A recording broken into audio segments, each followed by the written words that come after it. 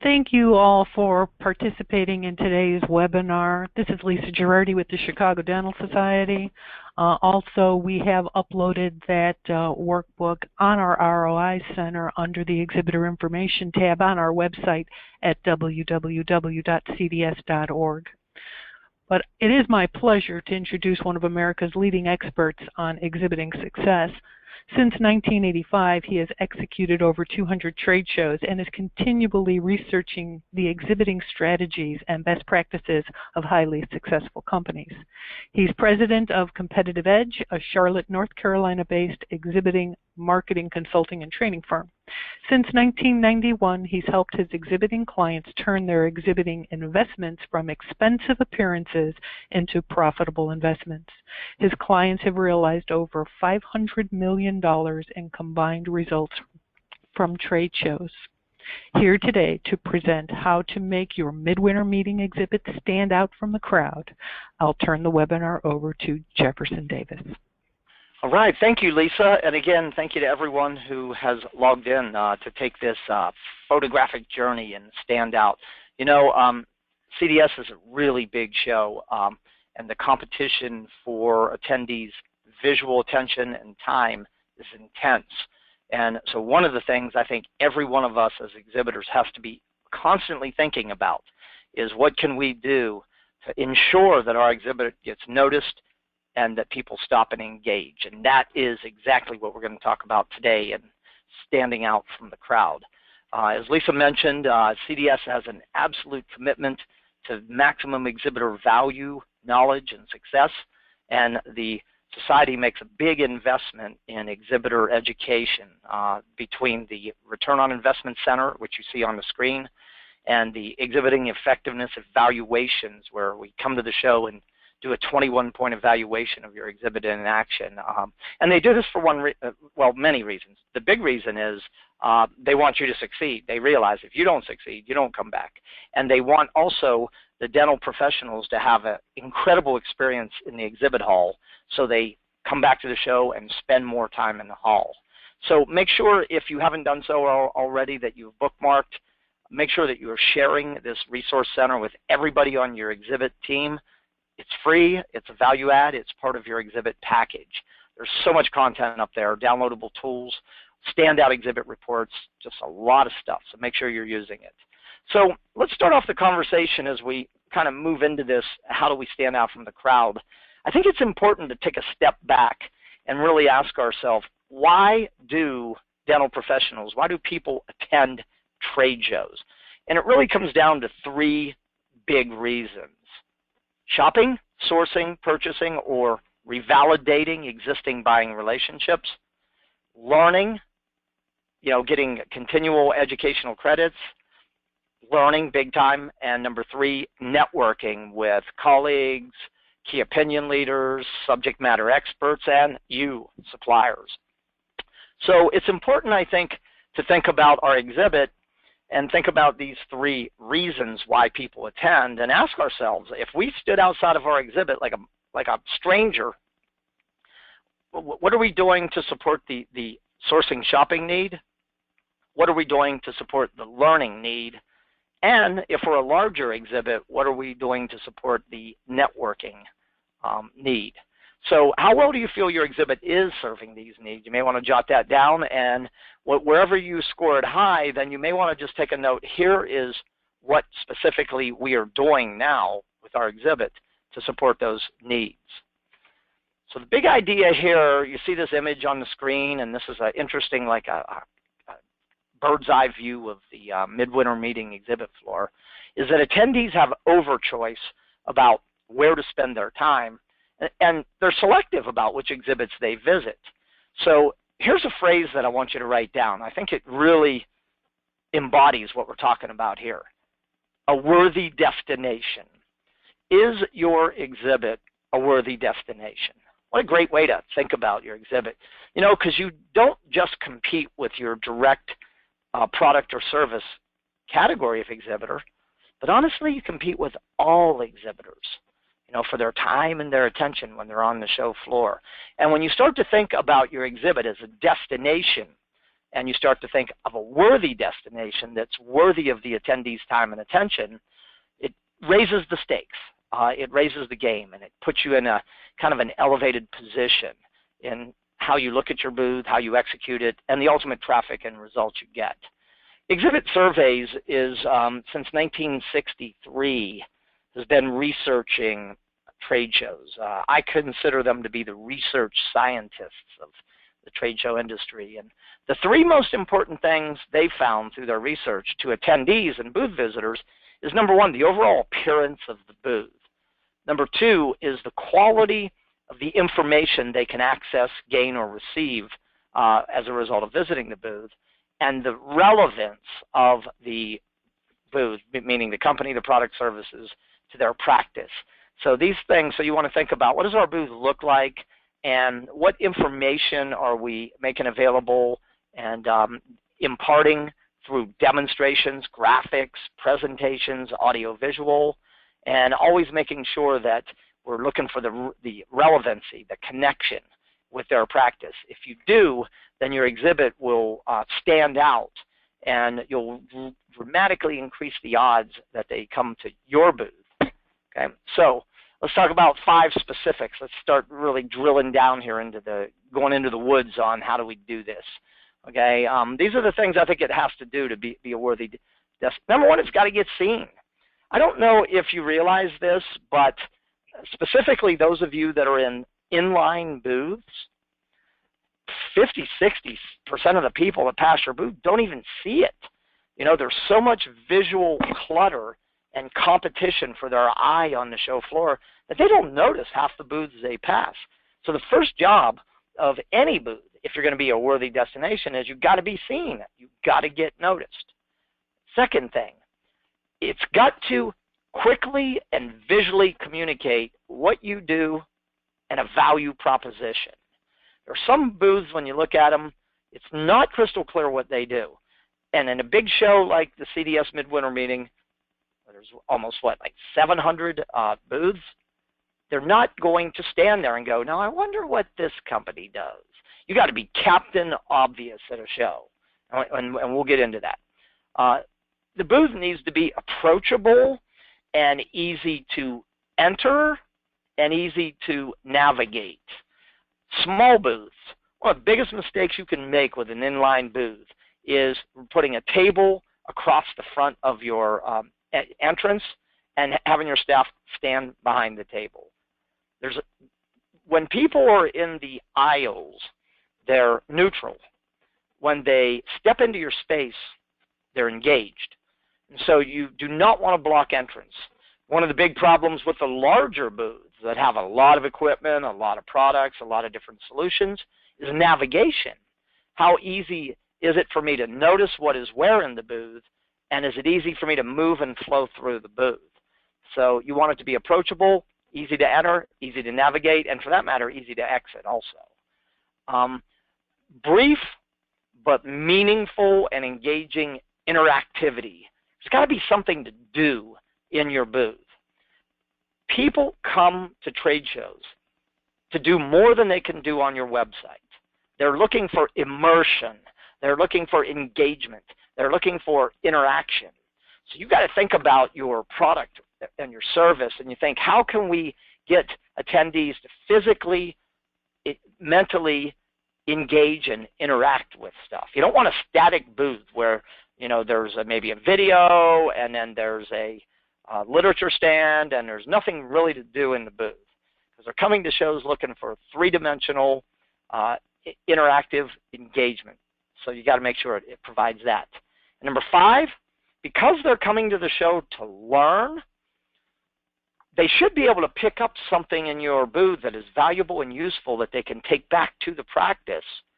They know something new that they didn't know when they walked in, or they've learned a better way of doing something that they can actually go back to their practice and make changes, whether it's in clinical procedures or whether it's in patient relations and care, whatever it is.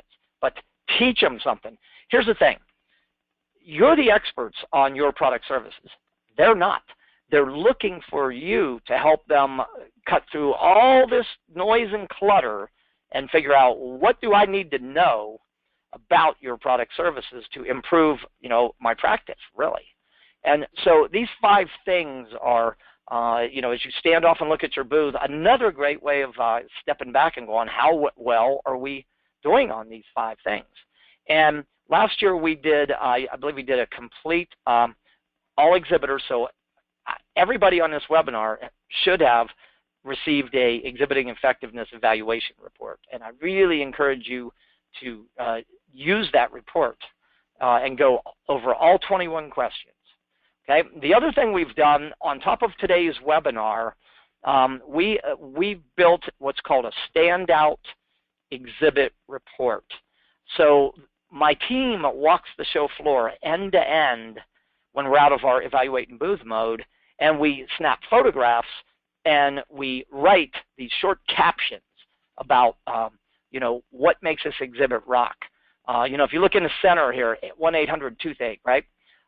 Appointment gaps, that is a clearly articulated value proposition. It's relevant and it's important to dental professionals. They've encapsulated their entire value proposition in 2 words. And so I encourage you also to look at this standout report. We've got 33 CDS examples straight from the show floor. So these are your colleagues, maybe your competitors in here. Okay, and it's a great learning resource, completely customized for this show. So let's get into visibility. How do we get seen? How do we get noticed? What do we do? I think it comes down to 6 things. Lighting, this is how I say it. People are like bugs. They're attracted to lights. Fastest way to get a lot of looks at your booth is light it up. Second, imagery. A picture is worth 1,000 words, right? A picture. And so we'll show you some examples there. Your messaging, clear, informative, valuable.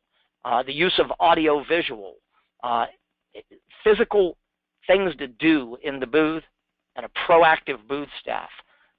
These 6 things will increase the visibility of any exhibit, whether you're a 10 by 10 or whether you're a 40 by 40.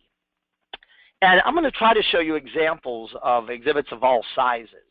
So what I want you to look for is the idea behind the image, because whether you're a 10 by 10 or 40 by 40, odds are you can scale these ideas for your situation.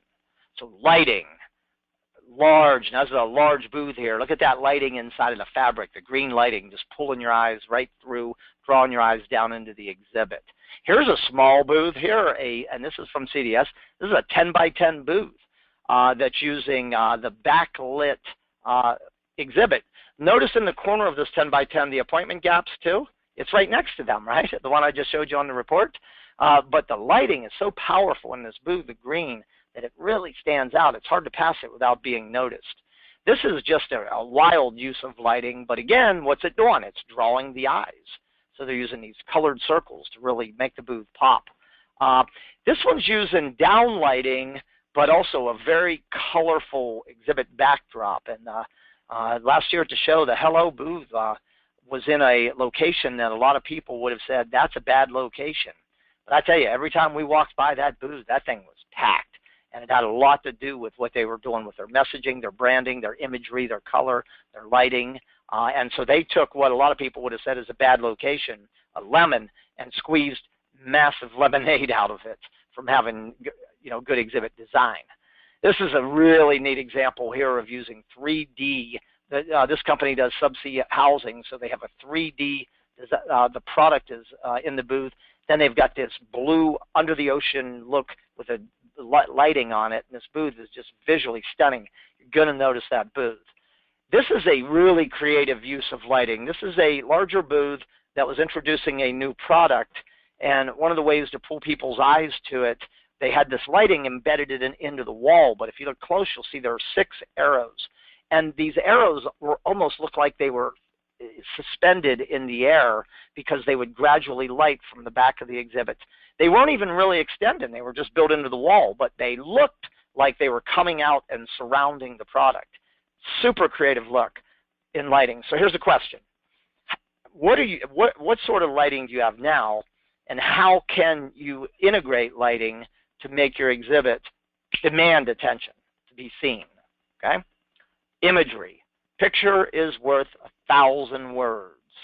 This is a large billboard style exhibit using color, the picture of the product, a clear description of what it, lasers, effective, practical, affordable, picture of the product, great color. This is a good use of imagery. This one is doing something different because rather than have the imagery embedded into the back wall, they've got this large cutout of this lightning bolt, and it's suspended, and it's visually, it's stunning when you walk by. And it's interesting, it's right above their product on display, which also is very well lit. This is a really cool, we're seeing a lot more of these illustrations with colorful cartoon type illustrations and with captions in them, and they're working extremely well. You notice this one also is pretty well lit too. So the imagery and lighting. Talk about imagery. Wow, look at this. Look at this back wall.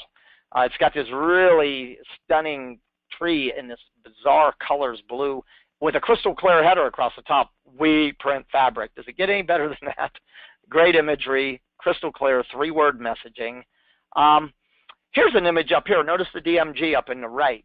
They're using a circular sign that has a tooth, which is very familiar to dentists. Drilling? Question mark. Very familiar. No thanks. That's pretty provocative. Is there an option to drilling? Right? So it's a very creative, smart use of imagery. And then here's using backlit boxes with imagery and copy on it. Think safety, think efficiency, think patient care, think profitability. Great examples of using imagery. So ask yourself now, what sort of imagery do you have in your booth, and is it possible for you to take it to the next level to increase the visibility of your booth? Now, here's a little secret in marketing, and you may or may not know this. If you had a choice of having a piece of equipment, and you had that same piece of equipment with a person near it, more people will look at the one. People are people watchers. So notice this booth. Small inline booth, but it's got large images of people. The lady on the right, the man on the left, 85% of patients want more communication. People are people watchers. We naturally look at people. Here's an example of an instrument company who had their instruments and had this large face right there placing, and it was a tricky attraction device that works. This one is using provocative imagery and yet color. It is a very small booth, but notice there's a person in there, the color, the red, everything's all the way. Look at the flooring in that booth. Your ideas are bigger here. Look at that value prop and that backdrop, very visually attractive. So could you be integrating people into your imagery to make your exhibit more visually attractive?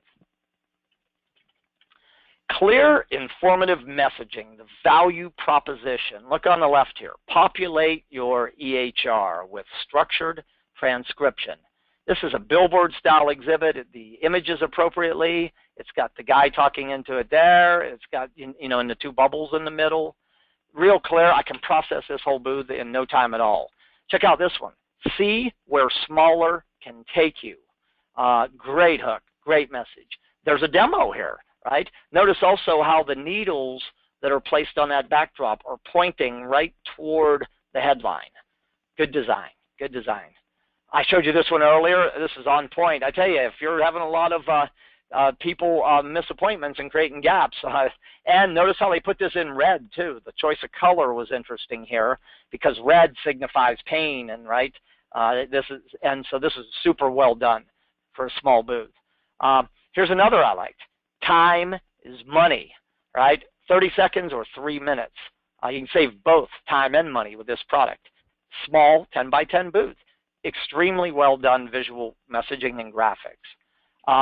Here's an example of delivering your messaging with LED or digital signage. Questions.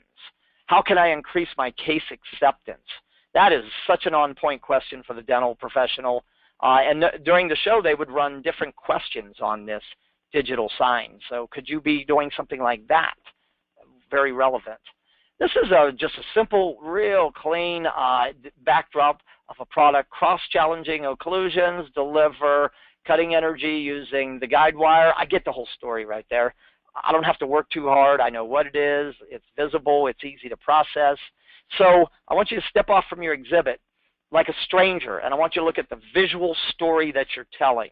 How are you using lighting to spotlight, focus, and demand attention? How are you using imagery?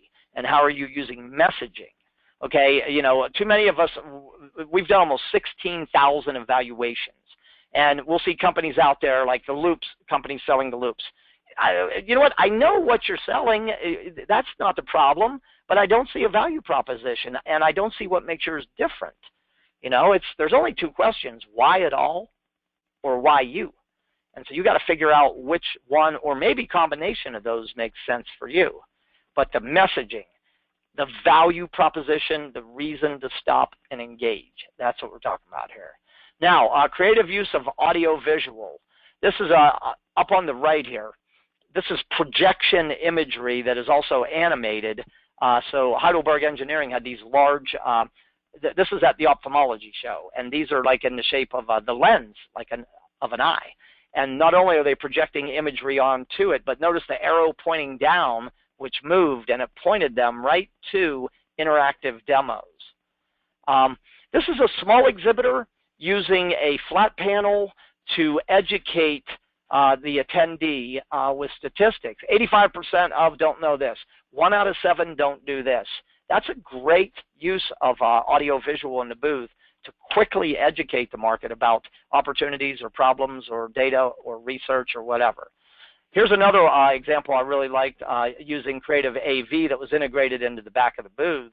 The cloud wall. Notice what's going on here. There's imagery in the bottom of the cloud, and these lights, these orange lights, would light up as they moved across, and these clouds would light up, and it was telling a story, a visual story. So another cool example. This one, I just showed you that, creative use of AV.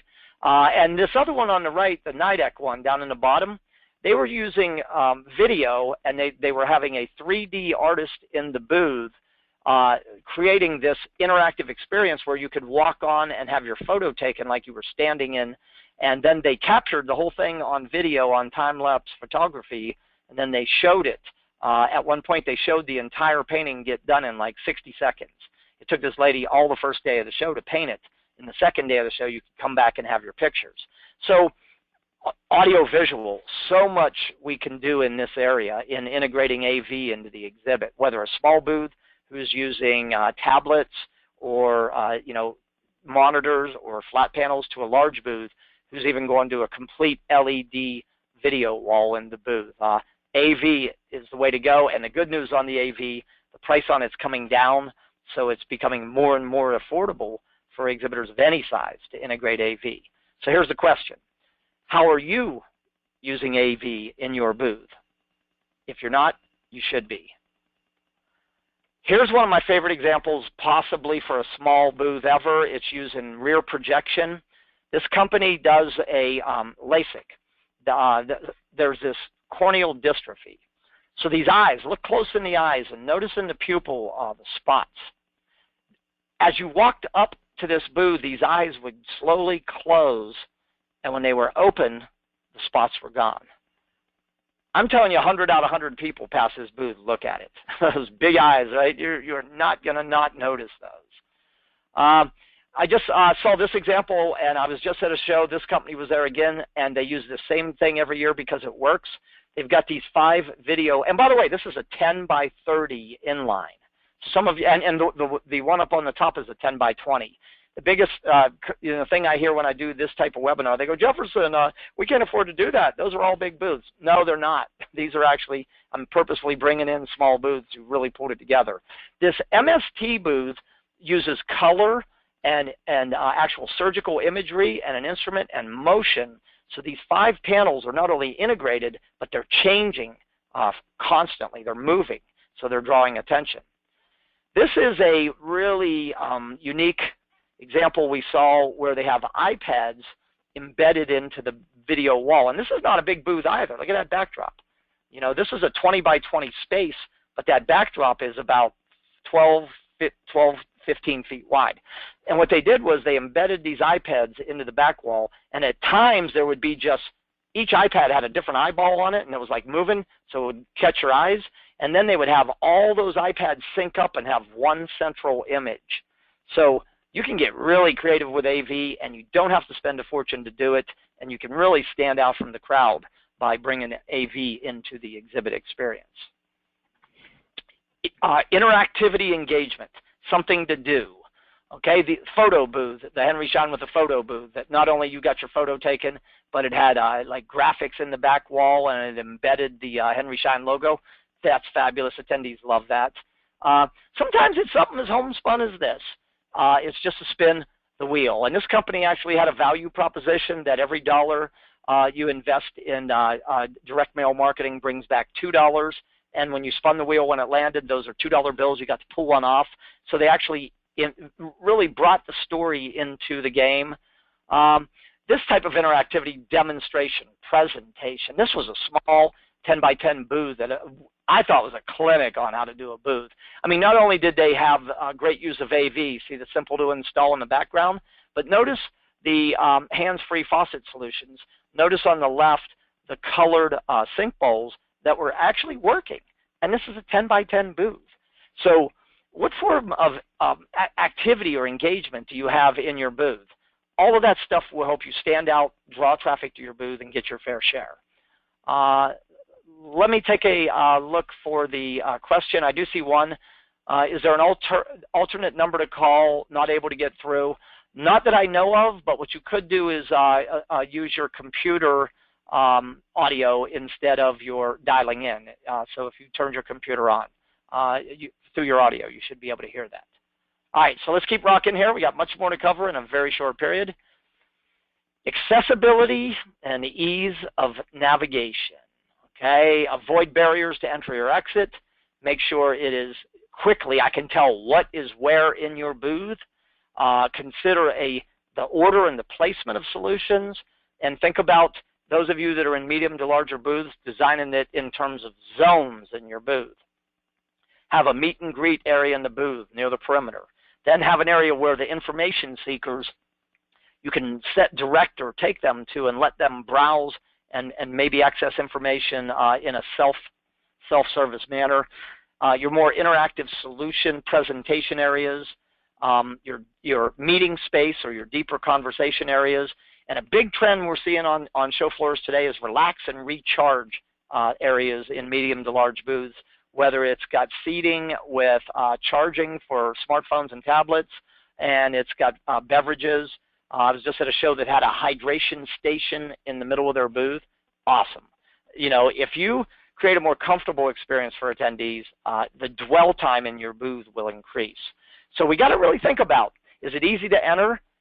Can I tell what is where? Do I have things logically placed in terms of where, maybe they flow together, or maybe my new stuff is on the perimeter or in the center to draw them in, and then my zones in the booth. So this would be a tremendous example of what not to do right here. So, hang a banner up on a wrinkled banner and a cardboard sign on the front of the table, and completely block the booth off, and have the candy bowl there and have nobody in the booth. Here's another thing to be cautious of. This is a large booth, a custom build, but notice the wooden fence around the booth. Attendees don't like to go into areas where they feel like they're going to be held captive and hard to get out of. So be careful about barriers. Here's another example of not only is the counter the barrier, but the people are the barrier. Look how many blue shirts are in that picture right there. These are all things that we want to be cognizant of and avoid doing if we're going to have a standout exhibit. Easily to discern what is where. Here's two examples. Now notice the example on the left here. This company does instruments. And we see a lot of instrument companies at shows that just throw all their stuff out on the table, and I can't tell what is where. Notice how in this blue exhibit they had scissors, needle holders, and miscellaneous. So they had header signs, forceps, hooks, designs in the bottom. It was very quick and easy for me to find the types of instruments that I may be interested in. They didn't make me work too hard, which is smart. Notice the booth on the right, Alex. They have 4 different solutions in the booth. They have SLT, retina, vitreolysis, and ultrasound. And notice how at the eye level they placed signage of what solutions were where, and they used color. They actually made each area a different color, and they used lighting. It's very easy for an attendee to enter that booth and go right to where they need to go. So you've got to make it easy for people. What is where in your booth? Don't put too much stuff in your booth. Small exhibitors, biggest mistake I see, way too much stuff in the booth. I'm not sure where to focus. People who have multiple products often struggle with what should we bring and what should we feature. Here's my advice. Lead with new, N-E-W, new. Follow up with trending, best-selling, topical, hot, then fill in with your pillar or your bread and butter products. But you don't have to bring everything. You shouldn't. New, hot, topical, trending, bread and butter, that's the flow. Leave everything else at home. Okay? Now, let's talk about interactive experiences in the booth. There's a lot of ways to create interaction. There's one-to-one demonstrations. There's hands-on. There's one-to-many. There's recreating environments. There's using gamification and quizzes, which is really hot right now.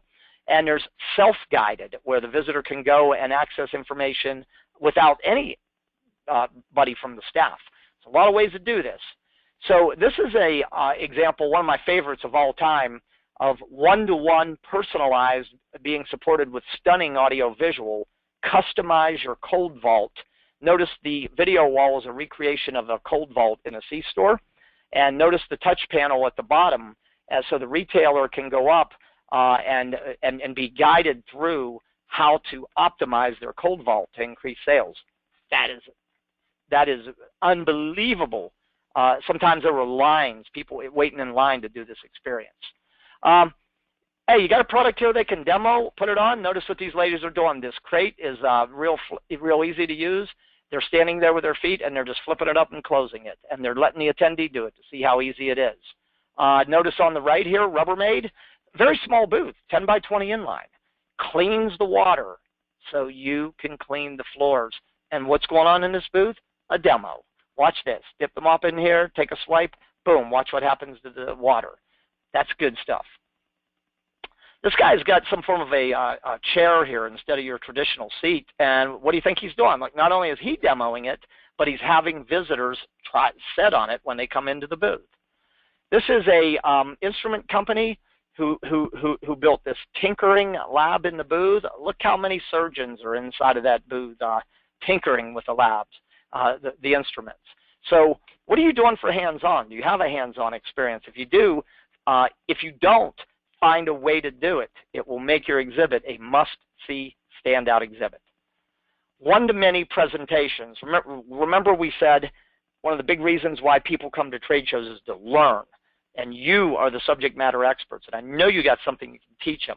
So theater presentations, where you've got a AV and a presenter and seating. Look at the crowd standing around this IntelliChart presentation. I mean, the aisles are packed because they designed it good. And some of you are in small exhibits and you go, hey, Jefferson, come on, man, we can't do that. Really? Well, here's a 10 by 20. Look at this. With a small part of the booth. With what? A flat panel, 1, 2, 3, 4, 9 little stools. That's in a 10 by 20 booth. Is your high-value data 100% secure? We'll show you how to do it. Here's Colgate, proof positive at the dental show that you can draw a crowd with theaters. The Colgate had them lined up all the way around the exhibit waiting to get into the theater. So whether you're small, medium, or large, if you've got a good educational story to tell, you can bring that. And many of you that are in 10 by 10 booths and that have that story to tell, maybe adding that additional space and putting that little theater right in your booth can be the thing that completely changes the game for you. Remember, dental professionals come to trade shows to learn. Teach them something. Make it visible and obvious there's a learning experience in your booth, and you will have no problem getting traffic. Recreating environments. This was radiology. He's wearing this radiology suit here, and it's tethered to the top. They've kind of recreated the radiology lab here. This is an interesting example of recreating an environment by using imagery and then just placing the products in it. They market cleaning product solutions for hotels. They use the image of a hotel room, and they've got all the different products that go in the room. That's a neat little vignette. Crest Oral-B did a really nice job at CDS of having the actual sink bowls where you could go sample the products, physically brushing your teeth.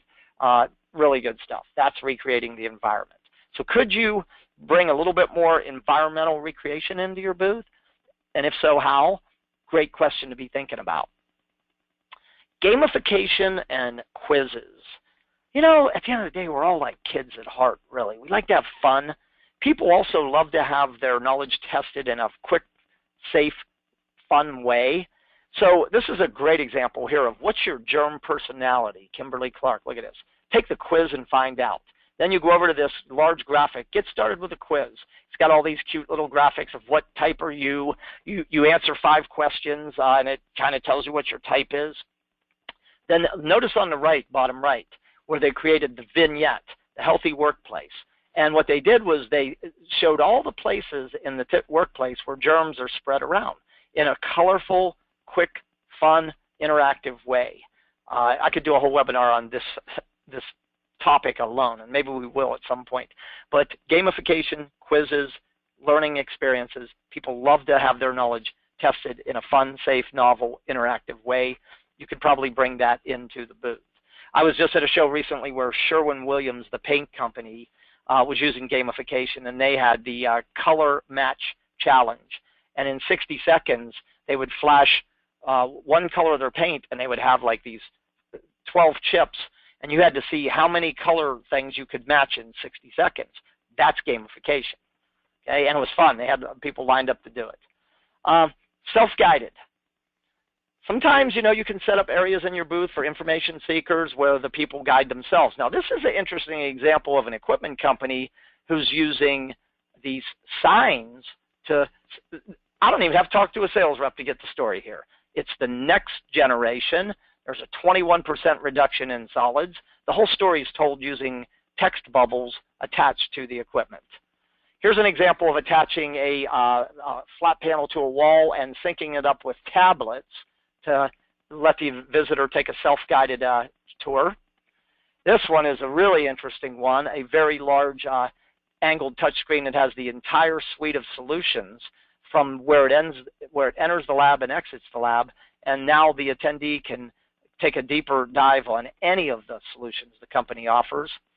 And this is another example of self-guided, the literature stand with the tablets, very well laid out. I could go, look at what information I wanted, enter my email address, hit it, walk away, and have it.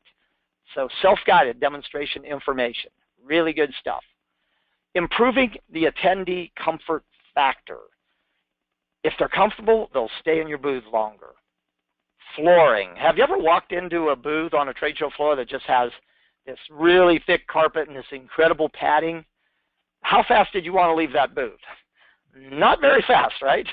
Back out into the concrete. So that's a really fast way to improve comfort in a booth.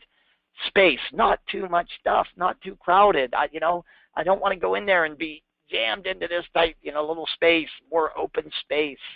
Another way to do it. The accessibility of the booth improves comfort. Seating. One of the trends I noticed at the show I was at this weekend is they had a large theater, and then they had these relaxation areas, and then they had these meeting, like these high boys, and different type of seating, different levels of seating based on how long they wanted the visitor to interact in the booth. So your seating can play a role in terms of dwell time and interaction. Your staff behaviors are a big, big part of the comfort experience. You want people that are friendly, attentive, responsive, but ain't pouncing on people and jumping on them, and also respecting people and their time and their knowledge. So these are another way. Food and beverage, for sure. We know this. If you put a beverage in their hand, they will stay in your booth longer.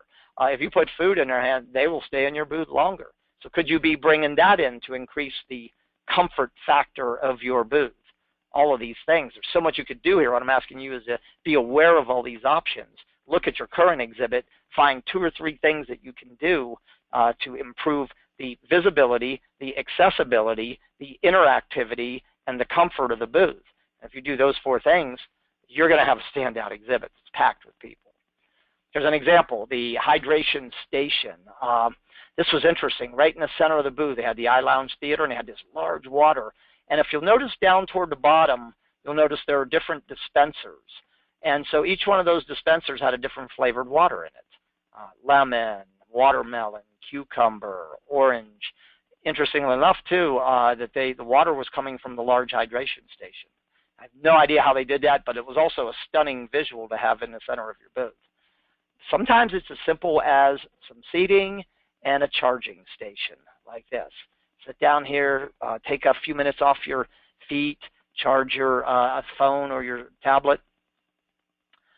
Recall, the things that really impact recall. Memorability. Well, number one, their level of interest in a product is the number one factor. The more interested they are in what you do, the higher the recall of your exhibit is going to be. The company name, if you've done a good job of branding and you've really got in their mind, that impacts. Was there a physical product demonstration or presentation? That impacts recall. Was there a live presentation in the booth, like I showed you, where you've got a presenter in the booth and you're doing these one-to-many theater experiences? Your booth staff, did you have, were they doing the right things? And the overall design of your exhibit and the use of color and imagery and lighting. And according to Exhibit Surveys research, these are the 6 factors that most impact somebody's remembering. You want to have the type of exhibit experience that they not only remember, but when they leave your booth, they go around and tell other dentists. They go, have you been to that booth? Oh, man, you've got to go check out that booth. And remember, trade shows are show business. So put on a show, okay? Put on a show that is attractive, engaging, memorable. And you will absolutely have a standout exhibit that probably gets more traffic than you can even handle. When it comes to your staff, and here's some things we don't want to do. See the guy in the upper left? I was on the floor doing an E3. I hear somebody snore. He's sound asleep. The lady on the top right, she's done. Shows. And by the way, that was the first day of the show. She's just head down on the table. She's done. Notice the 2 on the bottom left. One guy's working on the computer. The other lady's texting on the phone. You want to run people away from your booth? Do that. Notice the final picture on the bottom right. 1, 2, 3, 4, 5 green shirts in a 10 by 10 booth with nothing to do in that booth. You know what? I'm a trainer and a consultant, and I'd be intimidated to walk into that booth, right? 5 green shirts. So we've covered a lot of ground in 45 minutes. It's my hope that you've seen a few visual examples, you've grabbed a few ideas. Remember, it's about improving the visual impact, get noticed. It's about visually telling a story through your graphics, your image, your presentation. It's about creating an interactive, immersive experience. It's about providing some comfort so the attendee wants to hang around a little longer. And it's about creating memorability and recall. And if you do those things, you will have created a standout exhibit that will deliver massive value for the dental professionals that attend and massive value for your company. And that's my hope and my wish and my dream and my prayer, that you got a few ideas out of today's. So with that, I'm going to take a look at the question queue, and we will wind this down. And remember, you've got a really cool team. Lisa and everybody at the CDS care a lot about you. If you've worked with Lisa, she's been around CDS for a long time. You know this is somebody that cares immensely about exhibitors and will go to the mat to make sure that you are getting value and success. That's why they're investing in this program. So, Lisa, I'm going to take a look at the question queue. And while I do, is there anything you'd like to add or share with the exhibitors on today's webcast?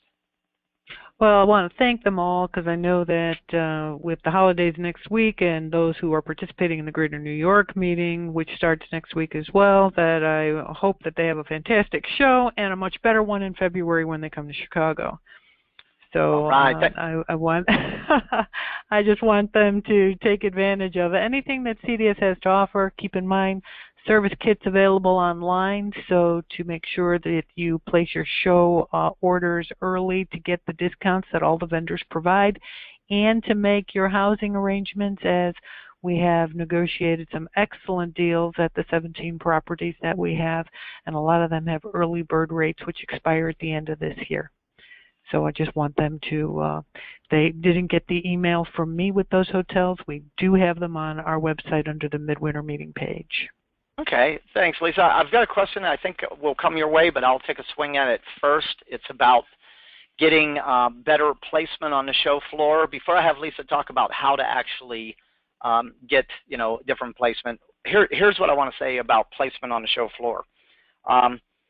Exhibit Surveys research has proven empirically that the physical location on the show floor is not the biggest factor that determines the results. In fact, they have a hard time making a correlation between the physical booth location and the results and the ROI that a company gets. They can find companies who are front and center and have a lot of traffic but get no results, and they can find companies in a small 10 by 10 over in a corner near the restroom, like Hello was in a 10 by 20, which felt like in no man's land, and they were packed every time. I have pictures of the Hello booth with 30, 40, 50 people standing around it. So here's the thing. Your location should never be the reason why you succeed nor fail, because if you design a great exhibit and deliver a great experience, people will come, and if you promote that experience before you get there, they'll come. With that in mind, Lisa, any suggestions on how an exhibitor, when it comes to location, might get in their eyes what they see as a better space? Well, it's a little difficult as each dental meeting will have a different way of assigning space. Midwinter meeting, we assign space on the basis of seniority. We take into account the number of continuous years a company participates, and that's what really we focus on.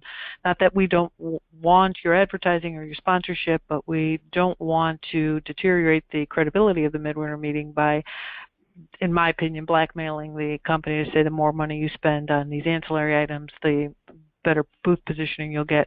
Because to me, it is as valuable as the single booth exhibitor who's been coming since 1932. That is as valuable to me as the person who this is their first time meeting. So the location is really difficult to make promises on. I do know that what I do is I call each exhibitor, and they're able to look at the live floor plan. And then I also have a wait list that I have of current exhibitors who want to relocate, because traditionally we get 20 to 30 people who reduce their booth space or cancel out of the show each year. And I go to that list first before I open the space to the exhibitor at large. Okay, thanks.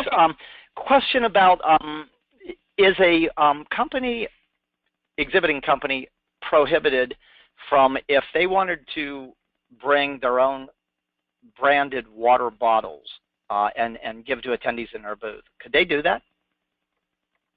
McCormick Place, they use Savor. They've always been touchy about that, but they used to say that they would charge a corkage fee. Typically, if the company manufactures the item, then it's their physical product. But what I can do is I can double check and find out what the new ruling is. I know that we here at Chicago Dental for the 2016 meeting will be doing for our president-elect, he wants to give out Mrs. Fields cookies, Chicago-based company, to 15,000 people, exhibitors included, and we have to pay a corkage fee because McCormick Place does serve cookies. So we'll have to pay a corkage fee to them to have this product on the floor to give away to the attendees. And that'll vary by convention center too, different centers, if it's branded water. But definitely check the show regulations in each scenario. And if there's a corkage fee, then look into what that is. The exhibitor asks the question and figure out, is that worth, is that going to deliver for you? So that would be our recommendation on that. Well, and also if that particular person who had the question wants to email me directly, once I get the answer, I can just email you directly, and I'll write to my contact at Sabre right now. And my email address is lgerardi@cds.org. All right. Thanks, Lisa. Got a question on how many people should staff a 10 by 10 booth. The staffing rule of thumb is 50 square feet per staffer. So if you have a 10 by 10 booth, you've got space for 2, maybe 3. You don't want to have too many staff like that last picture I showed you with 5 or 6. Why? You won't have room for attendees and visitors. So the staffing rule is 50 square feet, but as a booth gets bigger, that 50 square feet rule starts to taper off as a booth gets bigger and bigger. Okay, let me see what else questions. Is there a guideline to the number of words that should be used on the display? Yes. You want to think of your exhibit backdrop. Now, I don't know if we're talking about an island or an inline, but you want to think of, in an inline, or for that matter, any booth, you want to think of your exhibit as a billboard on a freeway. They're driving down the aisles at 70 miles an hour. Job one is make me look. You should have a headline that communicates your value proposition. You should have your logo, and then you should have maybe 2 or 3 bullets. Now, if you're a company that's in pharma or in where you're regulated and you have to have all the indications and you have to have that visible, I would do that, but I wouldn't put it in the focal point of my booth. The focal point of your booth is eye level center of wherever the space is. So if I was required by FDA to have indications, I would have that panel, but I would have it smaller and down off to the right or the left. But the answer would be the number of words, less is more. Think about the exhibit I showed you. Appointment gaps, question mark. I got it, right? Less is more. Do not have reams and reams of copy. I like to think in terms of headline, subhead, bullets, company identity. That's about it. It's about all. Now, in my presentations, as you interact with my AV or interact with the product, I may have more content because I'm using AV to deliver, but I want to keep my graphics like a billboard, very quick to process. Less is more. Another good question. You guys are engaged. Thank you. I'm enjoying these questions. If I have a choice to make between having a TV or colorful image, I'm wondering why you would have to choose between the two. Both would be better than either alone, but the TV would determine on the size and what you're going to do with it. If you just run a silent movie in your booth, and I don't know what's showing, you know, it's kind of like, would you go to the movies to watch a movie you don't know what's showing? Probably not, right? So that's a hard one to say. My answer to you would be, if I had to make a choice between AV or a colorful image, my first answer is, do you really have to make the choice? Maybe you can have both. But when you're going to use AV in the booth, make sure that it's short.